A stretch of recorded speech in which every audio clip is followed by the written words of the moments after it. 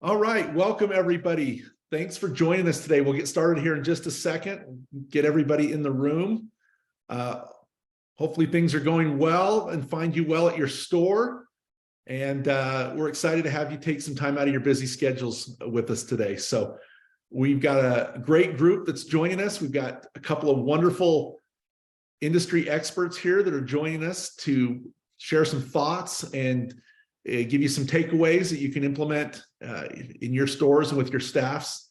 So we'll let everybody just get settled in here for just another second or two, and I'll make sure we're recording this. So we'll send that out to those who couldn't attend, or if you want to review it with some of your staff who aren't here today. All right.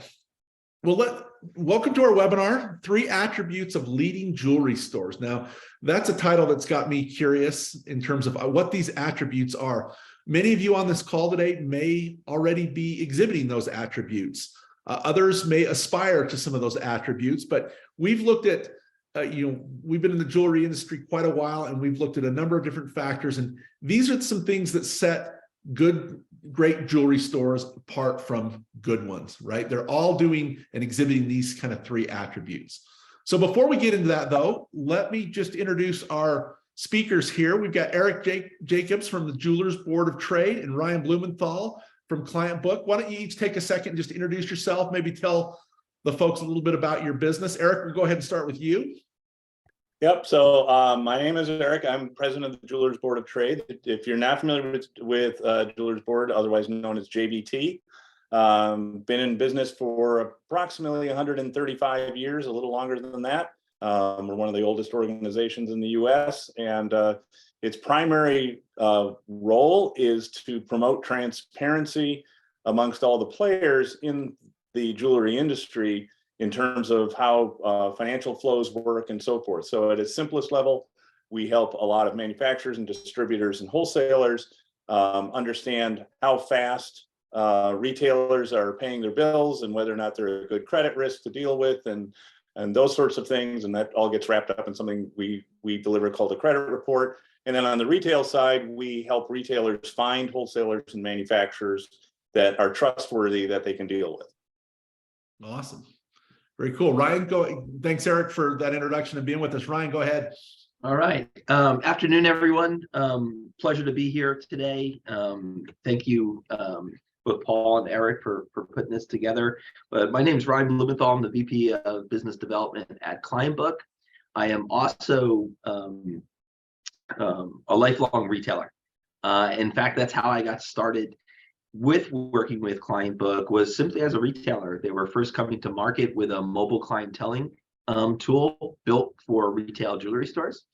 And I had been looking for something like that in my store for a long, long time.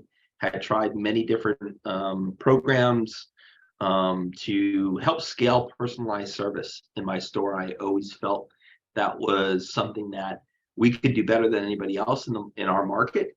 And if we did do it better and scaled it, I would see my business grow. But I was frustrated with the lack of tools out there to help me. And when I met Clientbook, I really found that tool for my store, and offered to join them when they were quite a small company at the time, and been with them ever since. And now we're in close to 700 jewelry stores across the country. And a lot of what we'll talk today is really these attributes are something that I get to sit front row and see and talk to so many retailers in a given year now. It's really nice to be able to see what we've been able to do as an industry and where I would like to even see my business do a little bit better. So we'll talk about that today. Awesome. Well, thanks for those introductions, guys. We're excited to hear from you and get more insight from your experience. So let's jump right in. This is the first attribute of leading jewelry stores, right? They adapt and they change. So whoever wants to jump in first, maybe talk about what we're going, how they adapt and change and what you've kind of seen in terms of trends over the last few years. Ryan, maybe we start with you, just having been in the trenches yourself there. And then Eric, feel free to jump in with any additional insights that you might have. Yeah, I always think about this one as a business owner myself. that it's really easy not to change, because you get into a comfort zone of your day-to-day, or how you run your business. And change can be an uncomfortable thing. And yet, if you look over the course of time, of really successful businesses, they really make it a purpose to challenge themselves, audit the way that they do things, push to change, open themselves up to kind of some scrutiny, to do things better. And when they lack doing that, you see the opposite. The business goes down over time. Those things that were working so well stop working so well, and then it's just kind of this keeps downward trend. Whereas if you change, if you learn new ways to do things, you could notice just the opposite in the business. They're reinventing themselves. They're building their business. And I think both Eric and I have talked previously about just how much change happened through the last couple of years of COVID. And I've definitely spoken before on webinars saying how proud I was to be part of this jewelry community, because we are, at least my store was shut down for a long time. A lot of people in the Northeast or on the West Coast, and if nothing, even anywhere you were, is this massive disruption. And we were going to have to learn to do things differently, build on our digital competencies and our store processes to be able to survive. And we did it. We not just survived, but we thrived. But it makes me think about why we were able to do that and change. And it's because really your backs were against the wall. You had to do something and change your business, or you weren't going to be there possibly. And that's a real great motivator. I think what we're going to find now we're in normal times. And how do you keep changing, keep evolving? Because you kind of no longer have that COVID boogeyman out there that's going to put you out of business, right? Or make you change, but rather you just have the market. Where will it be in a few years? What do I need to do to capture even more market share? And that's where I think we're probably all pivoting towards, is saying that, okay, change is good, it's uncomfortable, but it could really lead to more success. And what else in our business needs to change in order to do it better? Yeah, Eric. Yeah. So from our perspective, one of the things we do at the Jewelers Board is we pride ourselves on basically tracking every jewelry business in the U.S., right? So we've got tens of thousands of what we call listings. And during the COVID crisis, and at all times, we always track how many new businesses come online, how many go out of business, those sorts of things in any given quarter. And during COVID, we obviously continued to track that, but then we also kind of tracked some of the other attributes of other businesses during those challenging times. And what we found was that basically almost every business that went out of business during COVID had no social presence, no social media presence. Now, I don't say that because to say, oh, you got to be on Facebook, otherwise you won't survive. What we actually looked at was more of an indicator of whether or not these companies were ready to adapt, right? That if they had zero social presence, they probably were operating just strictly as pure brick and mortar with not a whole lot of capacity to adapt or desire to adapt. And as a result, they ended up kind of having that problem. I absolutely agree that one of the issues now is it's almost easy to become complacent. And the issue you have is you've got some jewelers that got really good at adapting and getting new technologies and doing other things during COVID, and they're the competition. And now it's not so obvious to see that, right? It's sort of just, it's out there, and it'll be harder to sort of see, am I losing to this other guy because he's just doing it better? It's kind of hard to tell, right? So it'll be interesting to see how that happens going forward. It's so true, Eric, and because Paul and I talk about this a lot.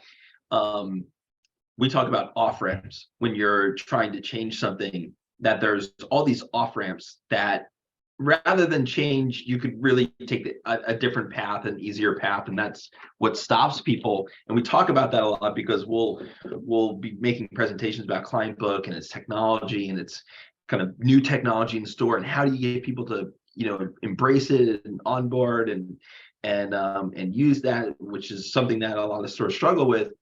And usually it's because there's all these off ramps that enable them to not go down the path of change, to not really force themselves into it. Yet with COVID, if you just kind of use that as there was no off ramp, you were either going to do it or you weren't going to survive. Yeah, and it changed your risk tolerance. Yeah, right? It did change your risk tolerance for change. Yes, right? And so you're willing to try stuff. And basically, the old adage of fail fast, right? Let's try it. Hopefully this will work. I think that's a big learning for us all. It is for me. That, you could not be in a global pandemic, but the things that you needed to do during that global pandemic, the kind of blinders you needed to have on and push the business forward. If you want to change, if you want to try new things and push the business forward, you need to have the same mentality and create that same circumstance for yourself. There is no off ramp. I love the idea. I love the old phrase that you can either act or be acted upon, right? And it's when I listen to you too, it sounds more like the people that have done this, they've kind of adopted this mindset that they're always going to try to be doing this. Because if it's not COVID, it's going to be something else, right? They're always thinking proactively in terms of, okay, what's the next big thing? And it doesn't mean that they're, they're going crazy or whatever, but it seems like this is a mentality. It's kind of a mindset that these stores have adopted in terms of, we're going to be ready for anything because we don't know what's coming. And we're always trying to just stay a step ahead of the game. So any other thoughts on this particular attribute before we move to our next one? I love what you're saying. I think we're good. Okay, awesome. All right. Keep changing. Keep changing is the moral of the story. Right. They understand their unique selling proposition. So what are we talking about here, guys, in terms of, is this a matter of how they differentiate themselves, or the fact that they're able to, create personalized experience? What are we talking about here? Whoever wants to jump in, go ahead. Go ahead. I'm happy to lead off. Sure.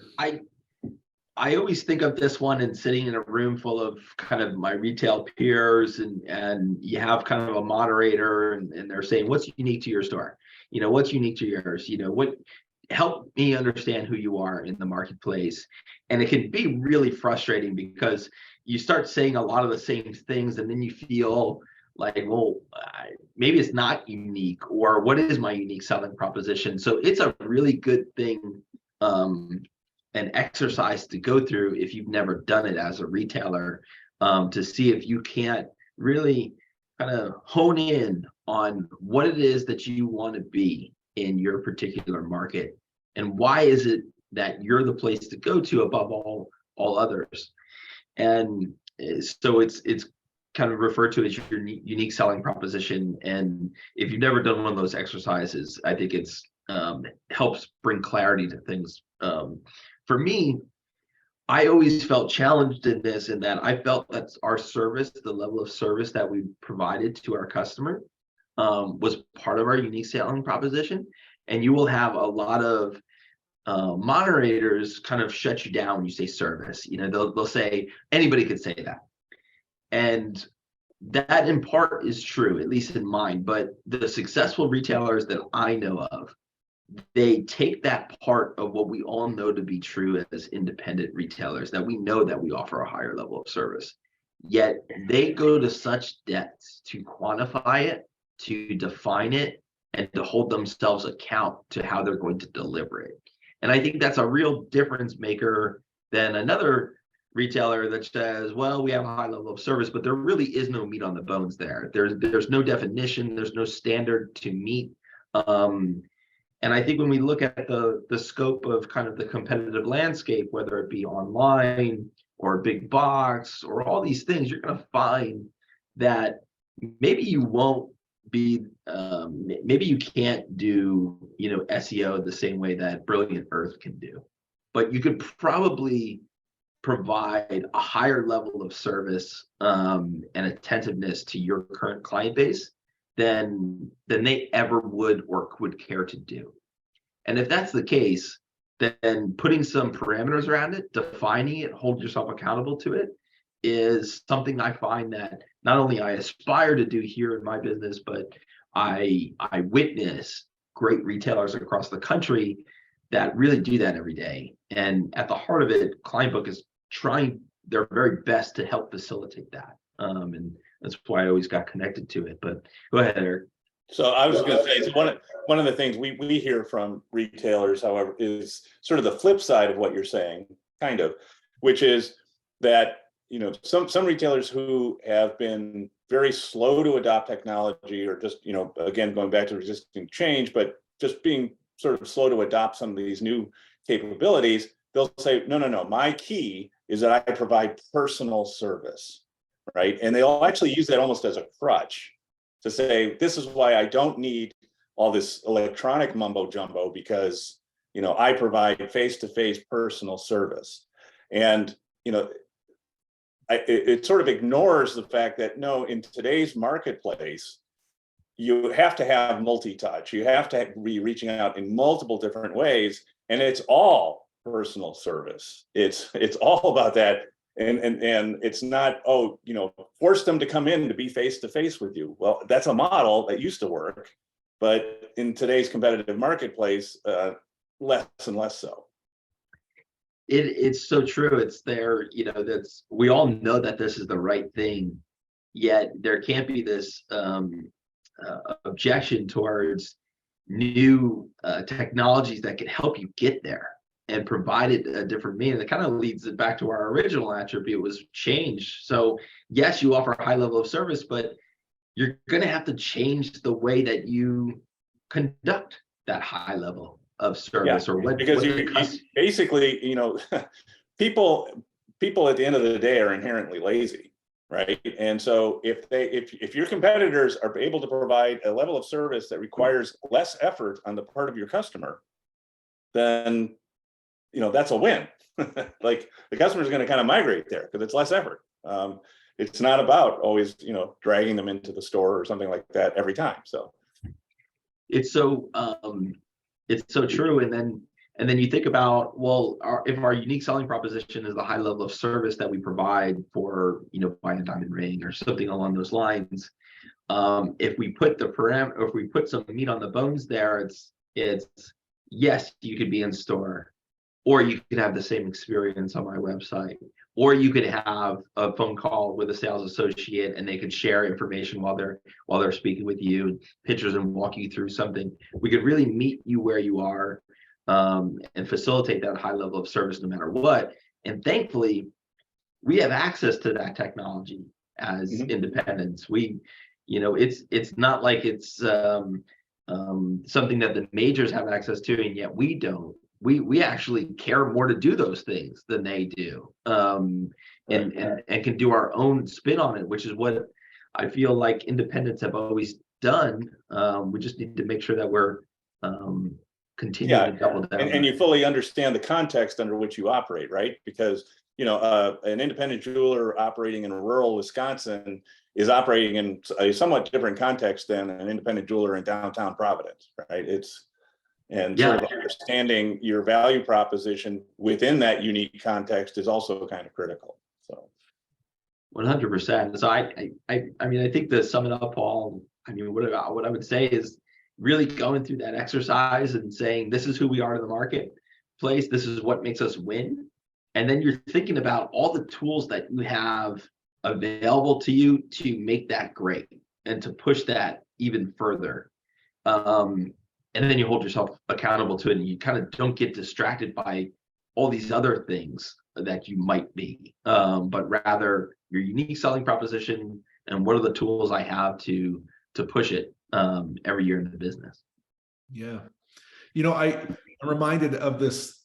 We've had this conversation, Ryan, at Clientbook, where people will talk about their personalized service and the way that that's how they set themselves apart from their competitors. And right, because at the end of the day, a lot of your clients are buying you. They're not necessarily buying your products. They're buying you and your products. But that's great. But how do you, of course you want to offer personalized service, but how do you do it at scale? What if you got 1,200 customers? How do you do it in a way, right? And so that's where these tools come in to help you deliver that. And I think there's this fear inherently that, oh, it's software, it's a tool or whatever, it's going to make the interactions less human. And the irony is that the right tool doesn't, right? It makes things more human. So, all right, awesome. Let's look at our last attribute here, and then we'll open it up for any questions that people have. Otherwise, we'll let them get back to selling goods and delighting clients. So here's our third attribute of great jewelry stores, of leading jewelers. They understand their financials. Eric, you deal in this a little bit, I would say. So let's lead off with you. What are your thoughts here around in terms of, what does a jewelry store need to look at and measure and track, and what are the key elements of the financials that you're talking about here? So at the Jewelers Board, one of the key things we do is track basically flow through of jewelry goods through the pipelines, through the supply chain. And we did that prior to COVID, and we continue to do it through COVID, and we do it now. And one of the things that we saw happen because of COVID, and there could be a number of different reasons for it, was that the successful jewelry stores got a lot better at managing their inventories. Now, some of them might be because folks decided, hey, things are going to be tighter. I'm just going to sort of manage my inventory tighter, and I'm going to do more turns. Some of it may have been driven by the fact they simply just couldn't get stuff in the short run at the beginning.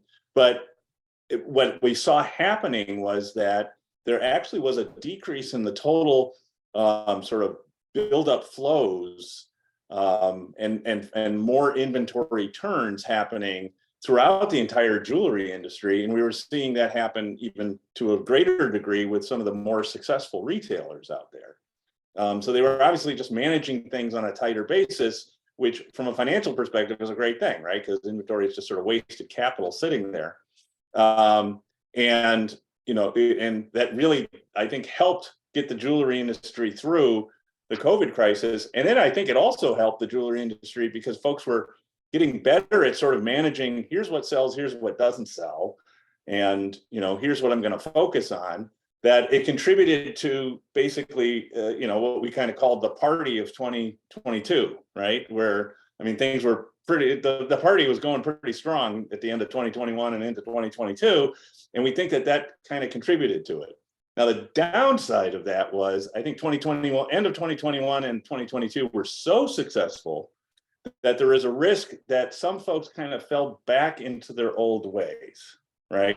That they started slipping a little bit in terms of how they're going to manage their inventory. Some of it might be, well, because I think this party is going to go on for a lot longer, I really want to build it because I think I'm going to sell it, which, it's a legitimate thing to do. Some of it was more of, well, now I've got, things are so successful and I just love these pieces, I'm going to get them, right? That sort of thing. But we're seeing a little bit of slippage in terms of, let's call it inventory discipline.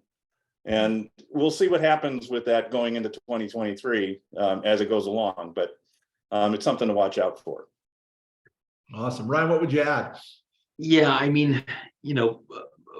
Paul, being in marketing your whole life and not necessarily inventory management, I can't express enough just how much of our financials as retailers are inventory management.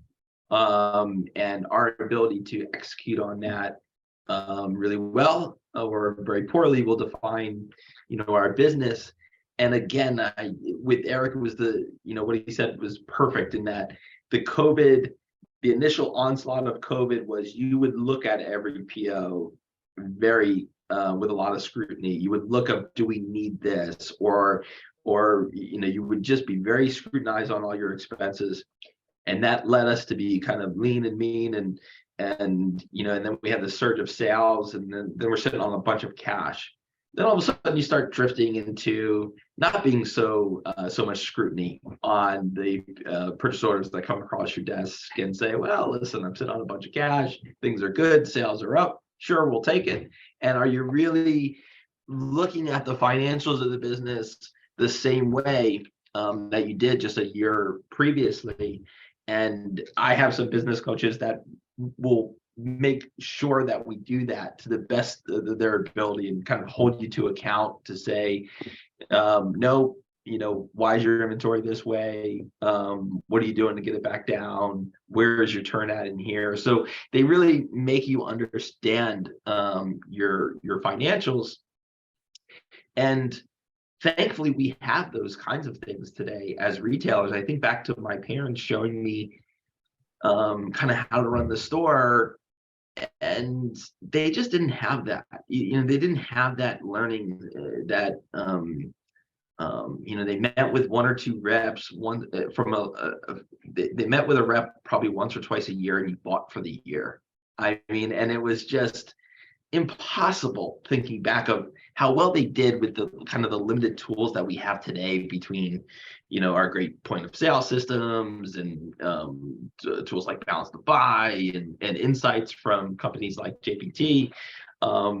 We really have everything we need to be able to understand the financials of our business to a much greater extent. Yet there's certainly people out there that they're not in line with this. They're doing a pretty good business, but you could be that much better if you were in tune with your financials. And the people that I see running the successful businesses that I aspire to, they are always have a full understanding of their numbers. They really are in tune with it. They run the business that way. So, if you're out there today and you feel like you're not really dedicated to these things, there's a way for you to do it. There's great tools for you to have that will help you run the business even better through good times and bad. Awesome.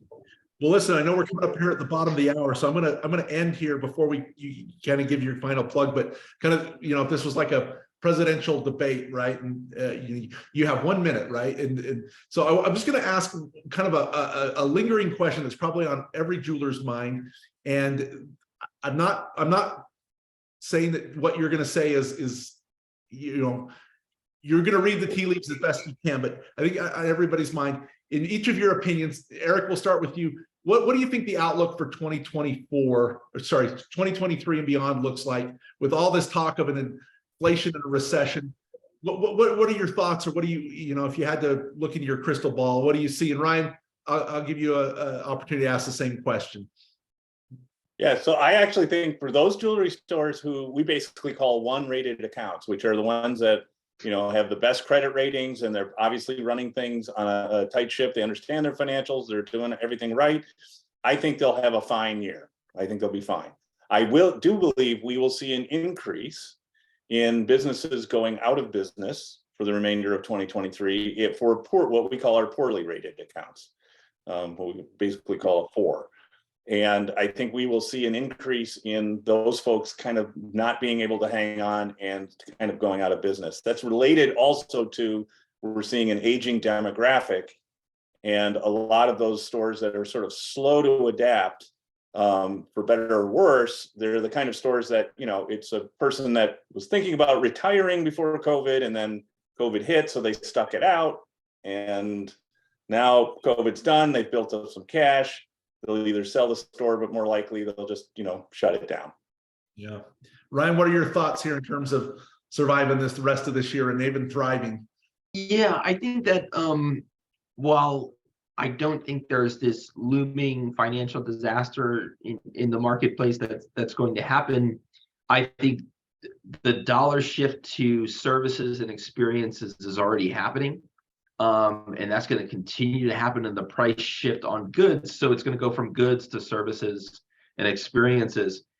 And so I think the stores that do well this year will make the assumption that they need to work much harder and smarter than they did the previous last 2 years.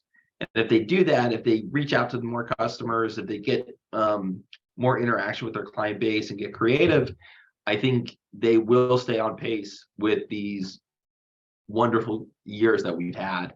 For the ones that don't do that and just go about it the same way, they're probably going to lose out to services and experience economy. Yep.